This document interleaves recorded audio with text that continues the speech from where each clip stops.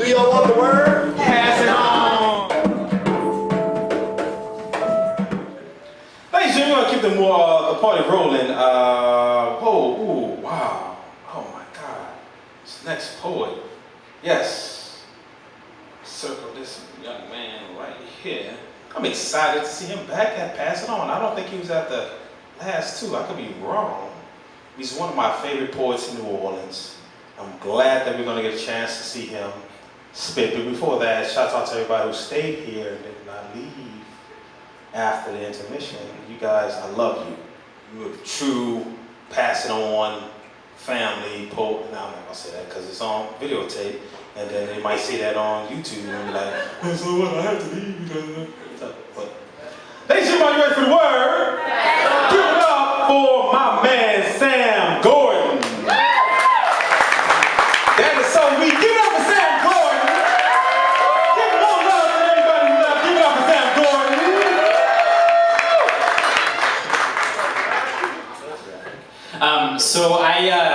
How many of y'all have come here a couple times and have never gotten on the mic, never read a poem? Show of hands. Come on, I know there's more than that. Who's never read? Who's come here and thought about reading, or envision yourself one day up here but hasn't done it yet?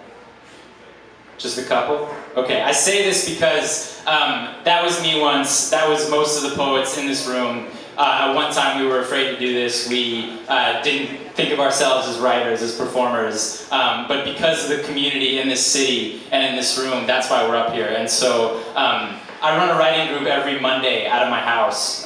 It's free to come. We write poetry. And if you're interested in joining us, it's called Word Bank. Come talk to me afterward. We'd love to have you.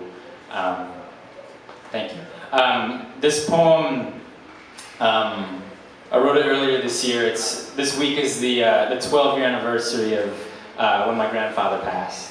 And so I want to read it in his honor. I only knew him until I was 12 or 13 years old, and I've since learned a lot about him since he passed. And so this poem is kind of about that process. My grandfather was a 2-footed toolbox with wizard's fingers. He loved to fiddle and fix.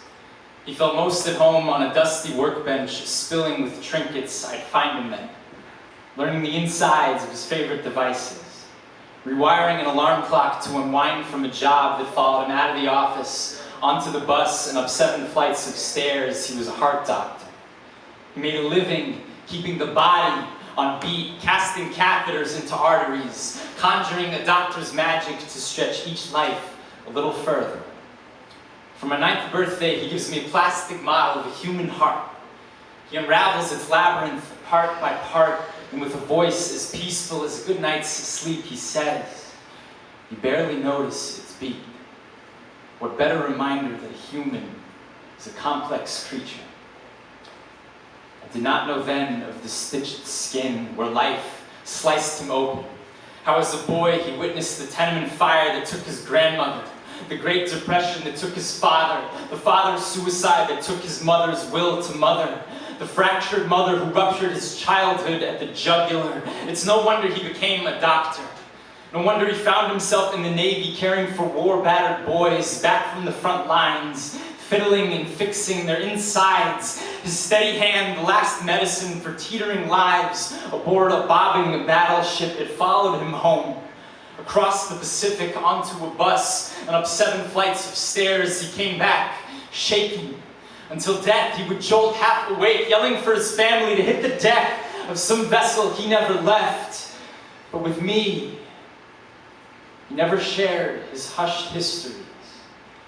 His heart was the banned book yellowing in the family collection. He always seemed at peace. Steady as the weather on mornings we go fishing. I grew up thinking that silence was the same as being okay. It's not.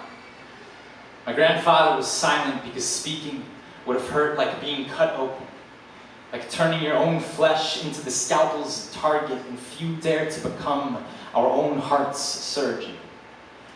When he died, I saw my father weep for the first time. I caught a glimpse of what men in my family rarely get to see, The jewel snatched by masculinity's elusive thieves is something every boy deserves to behold. A father's heart